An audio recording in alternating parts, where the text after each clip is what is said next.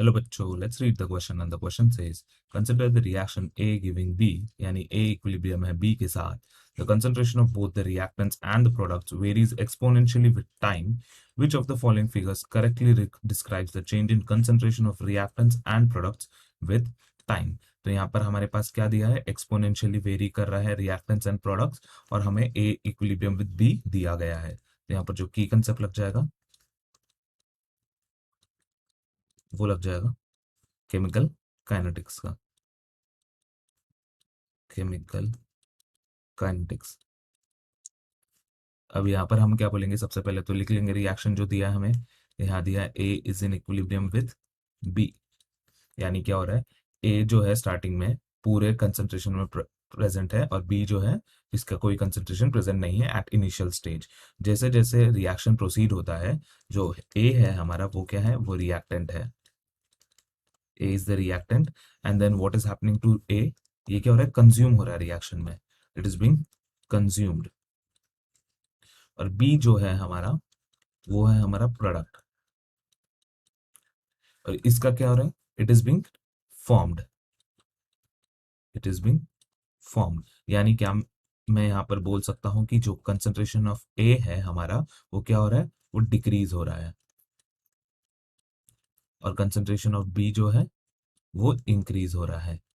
पर सिंस ये reaction equilibrium में है, तो एक सर्टेन अमाउंट ऑफ टाइम पे आने के बाद ए और बी का कंसंट्रेशन क्या हो जाएगा, इक्वल हो जाएगा. तो यहाँ पर हम क्या कह सकते हैं कि अगर हम पहला ग्राफ देखेंगे तो पहले ग्राफ में दिया है कंसंट्रेशन वर्सेस टाइम प्लॉट, और यहाँ पर जो ग्राफ दिया है इसमें क्या हो रहा है कि जो हमारा कंसंट्रेशन ऑफ बी जो है वो विद टाइम क्या हो रहा है, इंक्रीज हो रहा है, और विद कंसंट्रेशन ऑफ ए क्या हो रहा है, विद टाइम डिक्रीज हो रहा है. पर यहाँ पर क्या हो जा रहा है, जब ये मिनिमम अमाउंट हो जा रहा है तो कंसंट्रेशन ऑफ बी जो है वो मैक्सिमम दिखा रहा है. पर यहाँ पर जो रिएक्शन हमें दिया है वो एक इक्विलिब्रियम रिएक्शन है, तो ये इक्विलिब्रियम को फॉलो नहीं कर रहा, इसीलिए हमारा फर्स्ट ग्राफ जो है वो इनकरेक्ट हो जाएगा.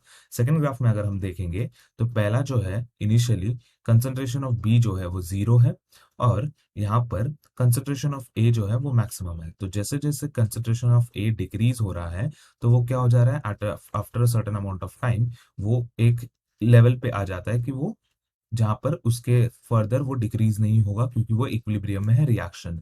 तो बाकी अगर हम देखेंगे कंसंट्रेशन ऑफ बी, ये जैसे जैसे टाइम आगे बढ़ रहा है तो कंसंट्रेशन ऑफ बी बढ़ रहा है, and after a certain amount of time when equilibrium has been established वो क्या हो जा रहा है, कांस्टेंट हो जा रहा है बी का concentration. So this will successfully validate the reaction which is given A is in equilibrium with B. तो ये हमारा बी जो ऑप्शन है वो सही हो जाएगा.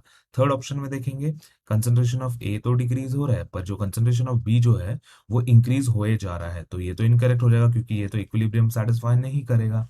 और फोर्थ में भी क्या हो जा रहा है कि कंसंट्रेशन ऑफ बी जो है वो डिक्रीज हो रहा है, and then concentration of A increase हो रहा है यहाँ पर. तो कंसंट्रेशन ऑफ ए क्या होना चाहिए, डिक्रीज होना चाहिए, तो ये भी इनकरेक्ट हो जाएगा. तो इसी के कारण हमारा जो सही आंसर हो जाएगा वो हो जाएगा option number 2. Hope you have understood it well. Best of luck.